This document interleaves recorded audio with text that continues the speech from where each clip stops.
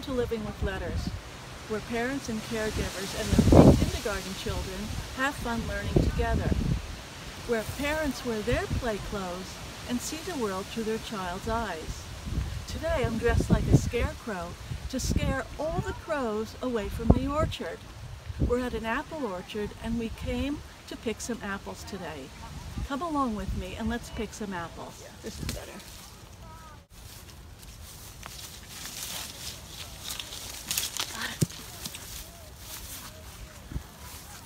Do you know how many delicious things we can make from apples? We can dip apples in caramel. We can make apple chips and apple pies.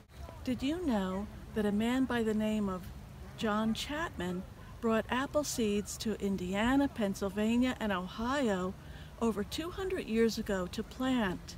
His name was Johnny Appleseed. Let's go home and learn more about apples.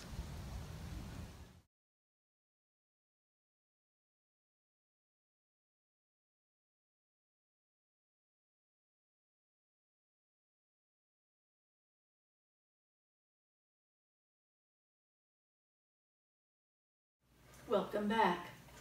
I'm dressed like a scarecrow today because farmers place scarecrows in apple orchards to scare away the crows and other birds that eat all the fruit in the orchard.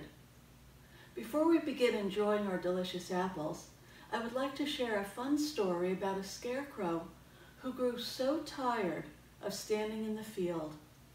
It is called The Scarecrow's Hat, written and illustrated by Ken Brown. The Scarecrow's Hat, written and illustrated by Ken Brown. "That's a nice hat," said Chicken to Scarecrow. "Yes, it is," replied Scarecrow, "but I'd rather have a walking stick. I've been standing here for years now, and my arms are so tired. I'd love a walking stick to lean on. I'd swap my hat for a walking stick any day." Now Chicken didn't have a walking stick, but she knew someone who did. "That's a nice walking stick," said Chicken to Badger. "Yes, it is," replied Badger, "but I'd rather have a piece of ribbon. It gets hot and stuffy underground, so I prop my door open with my stick, but I'm always tripping over it. If I had a ribbon, I could tie the door open. I'd swap my walking stick for a ribbon any day." Now Chicken didn't have a ribbon, but she knew someone who did. "That's a nice ribbon," said Chicken to Crow. "Yes, it is," said Crow, "but I'd rather have some wool. My nest is on this high stone ledge, and it's very hard to sit on. I'd love some warm, soft wool to line it with. I'd swap this ribbon for some wool any day." Now Chicken didn't have any wool, but she knew someone who did. "That's a nice wool coat," said Chicken to Sheep. "Yes, it is," replied Sheep, "but I'd rather have a pair of glasses. I have to keep a lookout for the wolf, and my eyes are not as good as they used to be. I really need a pair of glasses. I'd swap some of my wool for a pair of glasses any day." Now Chicken didn't have a pair of glasses, but she knew someone who did. She took the wool to Crow, who swapped it for her ribbon. She took the ribbon to Badger, who swapped it for his walking stick.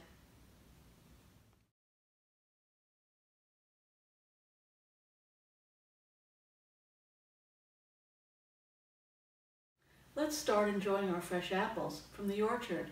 For a special treat, I'm going to dip my apples into caramel sauce.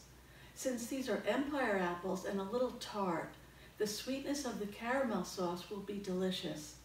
Use a craft stick to hold on to the apple before dipping.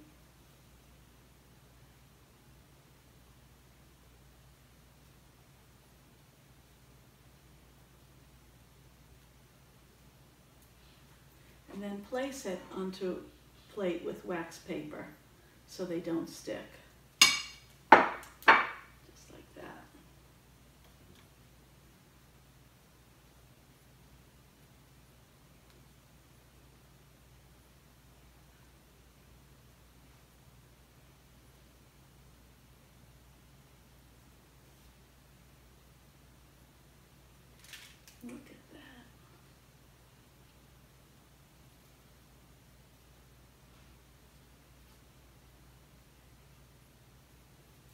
can place the apples in the refrigerator and that will chill the caramel.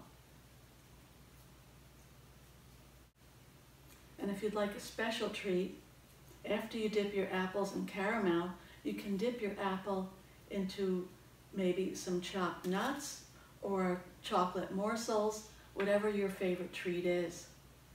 Multisensory learning occurs when we use many senses to experience an activity. I can smell the caramel, feel the smooth apple skin in my hands, taste the sweet taste of caramel and tart taste of the apple, and of course hear the crunching sound when I take a bite.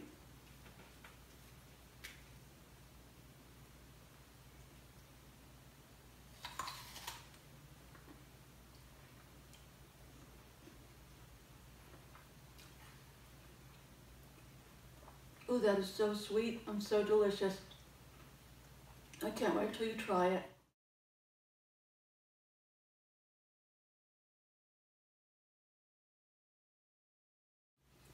While you're enjoying your caramel apples, let's learn about apples and how they grow with a book called Apples by Gail Gibbons.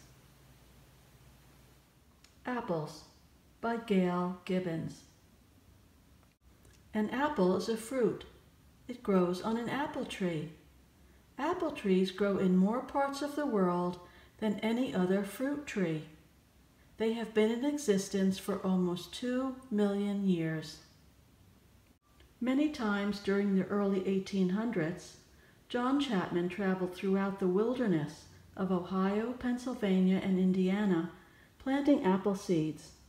Also, he gave seeds and seedlings to the settlers there. He became known as Johnny Appleseed. Some apples are grown at home, but most are grown commercially. An apple is a firm, crisp, fleshy fruit with a hard center called a core. The core has 5 seed chambers. During the late summer or early fall, the apples ripen. When the trees are loaded with ripe apples, it is harvest time. Workers pick the apples by hand. Some are shipped to stores. Some are used to make apple juice, apple cider, apple jelly, applesauce, and lots of other apple products. Some are sold in baskets at roadside stands. Some common apples grown in North America: Rome Beauty, Macintosh, Jonathan, Stayman, Red Delicious, Golden Delicious, York, Granny Smith. Apples have many tastes, ranging from sweet to tart. All apples are different shades of yellow, green, and red, or a mix of those colors. Before we forget, let's write down a few facts that we learned about apples. Many foods can be made from apples: apple cider, apple jelly, apple juice, applesauce, and caramel apples that we're going to make today. Johnny Appleseed, also known as John Chapman, gave seeds to farmers over 200 years ago so they could grow apples. Apple seedlings, which are small apple plants, are planted in the fall, and ripe apples are picked many years later from those trees in the fall. After reading an informational book, you and your child can write down what you remember. You can write down the words, and your child can draw pictures. Learning about apples is the perfect opportunity to talk about alphabetic awareness, or the ability to identify the name of a letter and know its sound. Apple begins with the letter A and has an A sound. Learning letters and their sounds by experiencing an object that begins with the letter helps young children to remember the sound the letter makes and the name of the letter.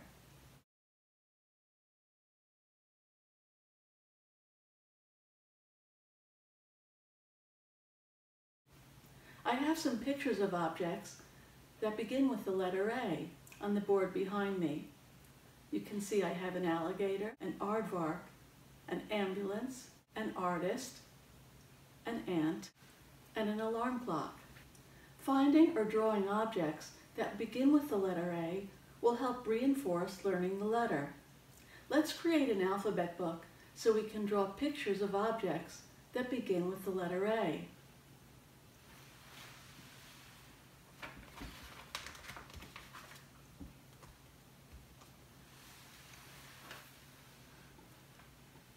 I used copy paper, about 8 pages, and just stapled them in the middle.